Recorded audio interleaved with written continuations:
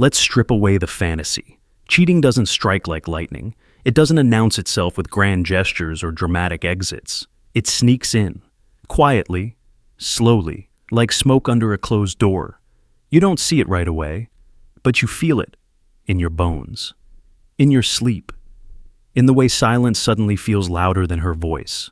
A woman who cheats rarely does so impulsively. She evolves into it, one conversation at a time, one withheld touch, one filtered truth. This video isn't about suspicion, it's about patterns. And the Stoic man doesn't fear patterns, he respects them, he tracks them, he uses them to navigate what emotion tries to hide. So, if you've ever felt something shift, if your gut whispered something your heart didn't want to hear, this is for you. Let's break down the signs. Sign number 1, she's present. But her energy isn't, you see her. She's right there, across the table, beside you in bed, laughing at your jokes. But something's off. The rhythm has changed. Her responses are timed, but not felt. Her smiles land, but don't linger. You notice the light in her eyes has dimmed. Not out of pain, but distance. And here's what makes it confusing. She hasn't left. She hasn't packed her bags or changed her locks, but she's not with you anymore, not the way she used to be. A Stoic man doesn't need a fight to feel the fracture. He senses the loss in energy long before he sees it in action. Her good morning sounds like obligation. Her I'm fine is a script, delivered but not lived. And when you reach out, physically or emotionally, she lets you, but doesn't meet you, because her spirit has already moved somewhere else. Stoicism teaches emotion can be manipulated, but energy doesn't lie. And the moment it starts feeling like you're making love to a ghost, you're not imagining it. You're experiencing the early signs of disconnection. Sign number 2, her phone becomes a fortress. You remember when her phone was just a phone, left face up. Notifications open, unlocked and unguarded. Now, it's clutched like a weapon, face down, on silent, always angled away from you. She's not necessarily saying less. She's just saying less that includes you. You used to know what annoyed her at work, what she dreamed about, what she had for lunch. Now, you get highlights, polished moments, safe answers. And here's the psychological twist. She'll still talk to you, but only when it suits her. Only when the conversation paints the version of her she wants you to believe. Ask her something uncomfortable. She deflects or accuses. You're being paranoid. You're controlling. You don't trust me. But you didn't ask for passwords. You didn't demand access. All you did was notice something changed, and that's the part she can't control. Your awareness. A Stoic man understands this. Love doesn't hide, and truth doesn't flinch under observation. When transparency turns into tension, something is being covered, and the deeper she sinks into secrecy, the louder your instincts should become. Sign number 3. Her affection becomes mechanical. She still touches you, still kisses you goodnight, still pulls you in during those quiet moments. But something's off. It doesn't feel like connection. It feels like compliance. The warmth is gone. The chemistry feels choreographed. One moment she's distant. The next, she's overly passionate, like she's trying to prove something. But love doesn't need to be proven. It radiates. It flows naturally. When you feel her lips but not her presence, when you hold her and still feel alone, you're not overthinking. You're recognizing emotional withdrawal, wearing a physical disguise, and when you confront her, she flips it. I'm just tired. You're reading into it. You're never satisfied. But Stoicism reminds us, gaslighting is the last line of defense for a guilty conscience. And when sex becomes a shield, it's no longer intimacy. It's strategy. Real love doesn't perform for comfort. It doesn't turn affection into an apology for absence. Sign number 4. She starts micro-fights over nothing. You didn't say good morning the right way. You didn't reply fast enough. You forgot one small detail, and now you're the villain.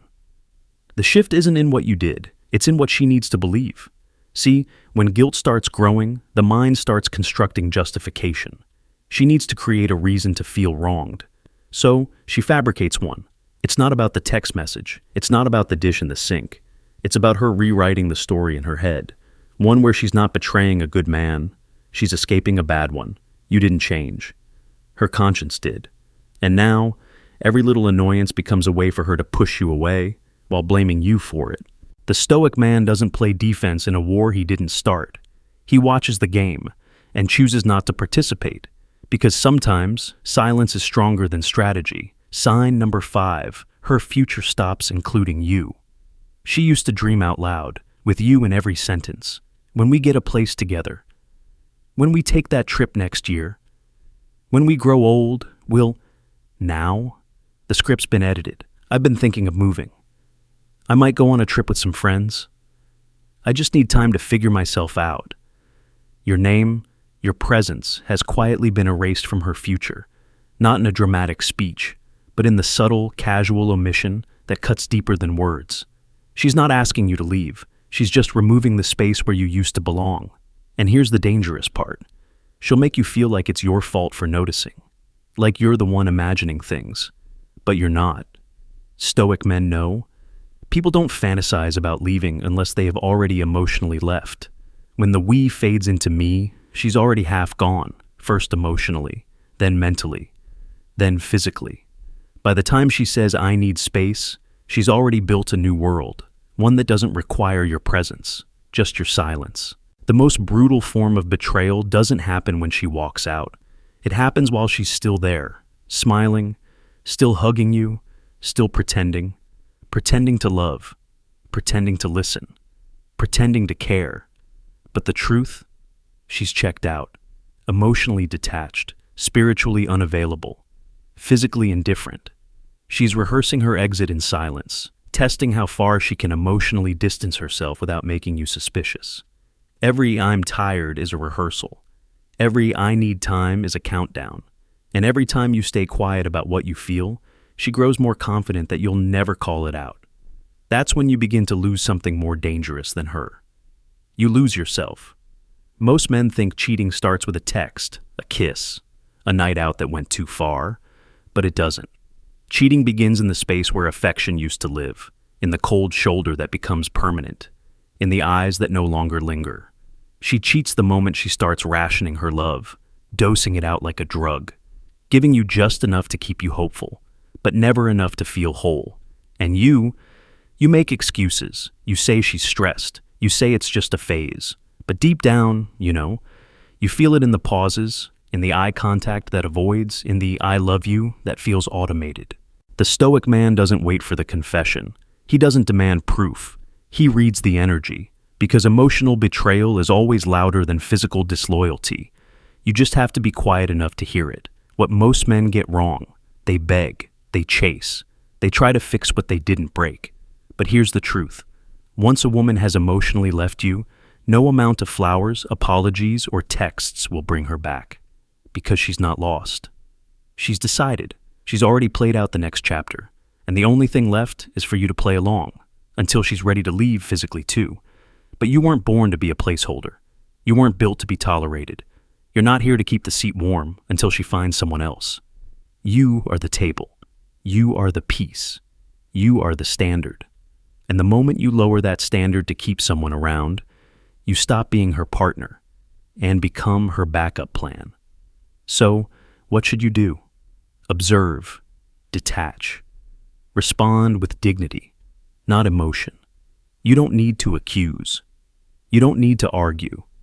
You just need to listen to what her behavior is telling you, even if her words deny it. A Stoic man doesn't force closure. He doesn't cling to someone who's already gone in spirit. He protects his peace. He values his energy, and he honors his own intuition more than someone else's convenience. Because once you've seen the signs, once the truth has made itself known, there is no dignity in staying blind.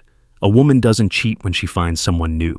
She cheats when she stops choosing you and decides to never come back. The signs were always there. The distance, the defensiveness, the disinterest. You just didn't want to believe them. So you called them phases. You labeled them stress.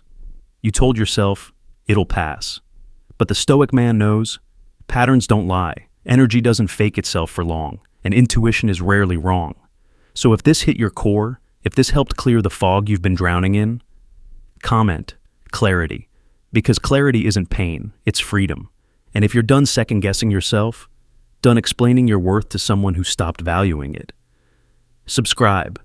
Because here, we don't chase. We don't beg.